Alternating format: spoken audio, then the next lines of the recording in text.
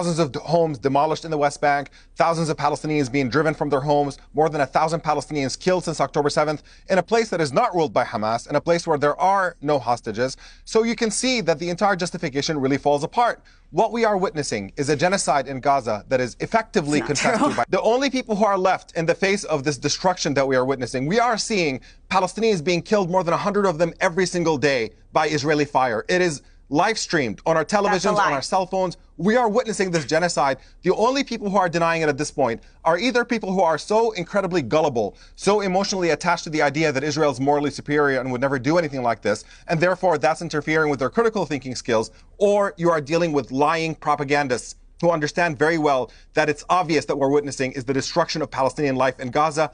Netanyahu himself is admitting to this. When he was confronted by a U.S. senator, this is reported in Israeli press and American press, about how the fact that starving Palestinians in Gaza is giving bad PR for Israel and it'll be difficult to continue supporting them.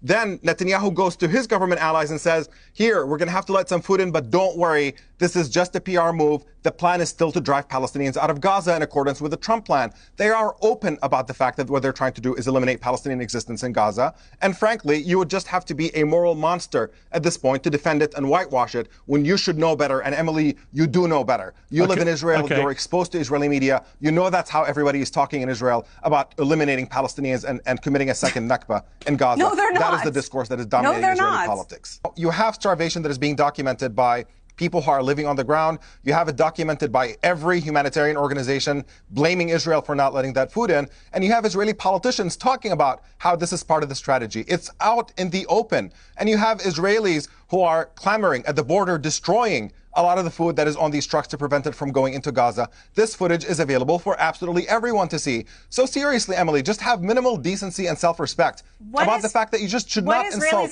the audience's intelligence. When we see this starvation being done, we see Israeli politicians talking about it as a strategy openly, and you see humanitarian organizations all blaming Israel for this blockade. For you to come along and say this is not Israel's fault, I mean, just who are we kidding here? Just seriously, just deal with the reality.